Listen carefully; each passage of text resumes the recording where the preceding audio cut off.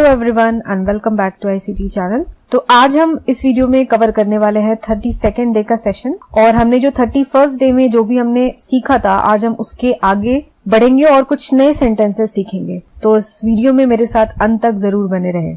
तो चलिए let's start. तो फर्स्ट ऑफ ऑल है अस्वीकृति या फिर रिफ्यूजल। तो जब रिफ्यूजल यानी जब हम किसी को मना करते हैं तो हम किस तरीके से बोलते हैं। तो अगर आपको कहना है मैं नहीं आ सकूंगा या मैं नहीं आ सकूंगी तो हम कहेंगे I won't be able to come. आप जो चाहते हैं वह मैं नहीं कर सकूंगा या मैं वह नहीं कर पाऊंगा। I won't be able to do as you wish. मैं आना नहीं चाहता, कोई आपको कहीं बुला रहा है और आपको मना करना है कि मैं आना नहीं चाहता, तो आप बोलोगे I don't want to come. फिर मुझे अफसोस है लेकिन मुझे इनकार करना पड़ रहा है। अब आप बिल्कुल डायरेक्टली किसी को मना नहीं कर सकते, तो आप पोलाइटली कैसे मना करोगे? तो हम ऐसे बोलेंगे कि हम मुझे अफसोस है लेकिन फिर भी मुझे मना करना पड़ रहा है। तो I am sorry to refuse. तो हमने मना भी कर दिया और ये ज्यादा रूड भी नहीं लगा। वे इससे सहमत नहीं होंगे। They won't agree to this. यह संभव नहीं है। इट इज नॉट पॉसिबल या फिर इट इज इम्पॉसिबल। अफसोस है, मैं यह प्रस्ताव मंजूर नहीं कर सकता। I regret I can't accept this proposal. तो अगर हम बोलते हैं I can't accept this proposal, तो ये वैसे तो बोलने में ठीक है लेकिन ये कभी कभी थोड़ा सा रूड लगता है कि किसी ने डायरेक्टली आपके मुंह पे मना कर दिया कि नहीं मैं प्रपोजल एक्सेप्ट नहीं कर सकता। बट अगर हम बोलते हैं आई एम सॉरी या I regret that I can't accept this proposal, तो ये थोड़ा सा जो है पोलाइट वे में जाता है। नेक्स्ट है आप मेरे विचार से सहमत नहीं है ना। You don't agree with me do you. तो जब भी हम इस तरीके के वर्ड्स होते हैं, जब हम नॉट वाला यूज, जैसे यू डोंट एग्री, तो कॉमा के बाद हम पॉजिटिव वाला लगाते हैं। नहीं, इसके आगे भी हम डोंट यू नहीं लगाएंगे, हम डू यू लगाएंगे। जैसे मैं बोल रही हूँ you can not dance, comma can you, तो यू कैन नॉट डांस के आगे हम फिर से कांट यू नहीं बोलेंगे, हम बोलेंगे you can not dance can you. तो वैसे ये है, पहले हमने लिखा you don't agree with me यानी तुम मेरे विचार से सहमत नहीं हो, फिर आगे हमने लिखा डू यू, इसका प्रबंध नहीं हो सकता, इट कैन बी अरेंज्ड, यह उसे पसंद नहीं है, she is averse to this idea या she does not like it. Next है विश्वास या बिलीविंग, यानी विश्वास की जब हम बातें करते हैं तो हम कैसे सेंटेंसेस बोलेंगे। क्या आप विश्वास नहीं करते? Don't you believe.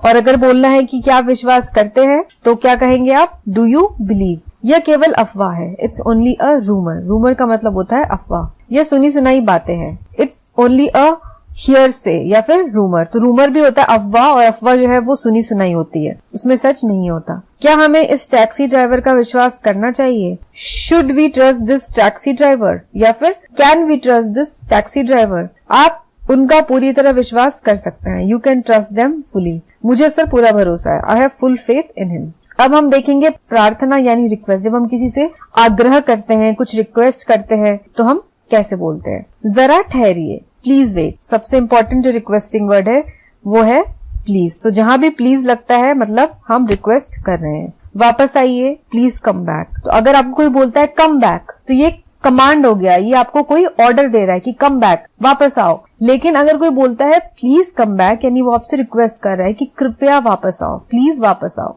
तो इस तरीके से प्लीज लगा के हमने इसे रिक्वेस्ट में कन्वर्ट कर दिया। जाने दीजिए, लेट इट बी। जरा यहाँ आना, प्लीज कम हियर। उत्तर दीजिए, प्लीज रिप्लाई या प्लीज आंसर। जरा उसे जगाइए, प्लीज वेक हिम अप। आशा है तुम पत्र लिखोगे, hope to hear from you. तो जब भी हम लेटर लिखते हैं और जब हम लास्ट में लेटर जब एंड करते हैं तो हम लिखते हैं कि आशा है कि तुम भी पत्र लिखोगे, आशा है कि तुम इस पत्र का जवाब दोगे।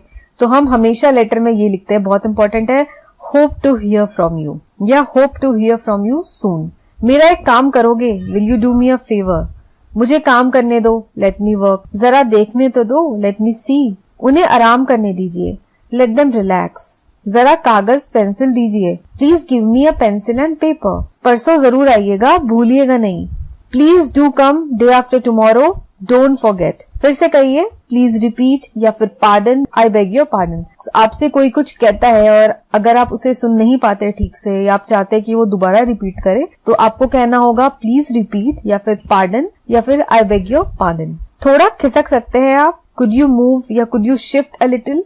क्या आप मुझसे परसों मिल सकते हैं? Can you see me day after tomorrow. मुझे माफ करें, प्लीज फॉरगिव मी। जरा खिड़की खोल दीजिए, will you please open the window. सभी से प्रार्थना है कि समय पर पहुंचे, all are requested to reach in time. तो ये हो गया हमारे सारे सेंटेंसेस। अब यहाँ पे कुछ इंपॉर्टेंट पॉइंट्स टू रिमेम्बर है। अंग्रेजी वार्तालाप में प्लीज का स्थान बहुत महत्वपूर्ण है, जैसा कि मैंने आपको भी बताया। इसके प्रयोग से व्यक्ति के शिष्ट व्यवहार का पता चलता है, इसलिए प्लीज का अधिकाधिक प्रयोग कीजिए। केवल हाँ कहना बहुत रूखा और धृष्ट उत्तर है, तो इसके विपरीत यस प्लीज बहुत स्निग्ध और शिष्ट उत्तर है। तो आप किसी को हाँ बोलते हैं तो थोड़ा सा वो रूखा लगता है। अगर आपसे कोई फेवर मांग रहा है तो आप उसको हाँ बोल रहे हैं तो थोड़ा रूखा लगता है, लेकिन अगर आप बोलेंगी यस प्लीज तो वो फिर भी शिष्ट लगता है। तो कभी किसी से प्लीज कहना मत भूलिए। Give me a glass of water मत कहिए, बल्कि इसके स्थान पर कहिए please give me a glass of water. तो हो सकता है आप give me a glass of water बोलेंगे तो आपको भी पानी ना दे, क्योंकि वो सोचे कि आप उस पर ऑर्डर जमा रहे हैं। लेकिन वहीं अगर आप प्लीज लगा देंगे, कृपया मुझे ग्लास का पानी दो या प्लीज मुझे एक गिलास पानी दो, तो वो आपको जरूर देगा। और ये बोलने में भी बहुत अच्छा लगता है, पोलाइट लगता है सुनने में। लेट का प्रयोग सदा फर्स्ट पर्सन और थर्ड पर्सन के साथ होता है, जैसे What a fine weather, let us go to the river या बैंक। कितना सुहावना मौसम है, आओ नदी के किनारे चले। Let them play football, उन्हें फुटबॉल खेलने दो। अब सेकंड पर्सन के साथ लेट का प्रयोग नहीं होता है। तो फर्स्ट पर्सन क्या होता है, आई होता है, सेकंड पर्सन होता है यू, और थर्ड पर्सन होता है वी, दे, देम, दीज, ये होता है। आई का जो अदर है वो होता है वी, अस, यानी आई तो हो गया सिंगुलर मैं, वी यानी हम सब, अस मतलब ही हम सब। तो आई, वी, अस, इन सब के साथ लेट लगता है। और जो थर्ड पर्सन है, जैसे वी हो गया, दे हो गया, इन सब के साथ भी लेट लगता है। लेकिन ये जो सेकंड पर्सन है यू, इसके साथ लेट नहीं लगता है। Let you go for a walk हम नहीं बोल सकते, ये बिल्कुल गलत होगा। इससे अच्छा हम बोल सकते हैं let us go for a walk, यानी सेकंड पर्सन के साथ अगर फर्स्ट पर्सन भी हो तब हम बोल सकते हैं let us go for a walk. तो इसी के साथ हमारा आज का ये 32nd डे यानी 32वें दिन का सेशन यहाँ पे खत्म होता है। और आई होप कि आपको आज की जो सेंटेंसेस है और आज का ये जो सेशन है ये आपको पसंद आया होगा और समझ आया होगा। अगर फिर भी आपके कुछ डाउट्स हैं तो आप मुझे कमेंट में पूछ सकते हैं। और वीडियो अगर ये वाली पसंद आई हो तो चाहते लाइक बटन को जरूर दबाएं और वीडियो को भी अपने फ्रेंड के साथ जरूर शेयर करें। मैं मिलूंगी आपसे एक नई वीडियो के साथ, तब तक के लिए take care and have a nice day.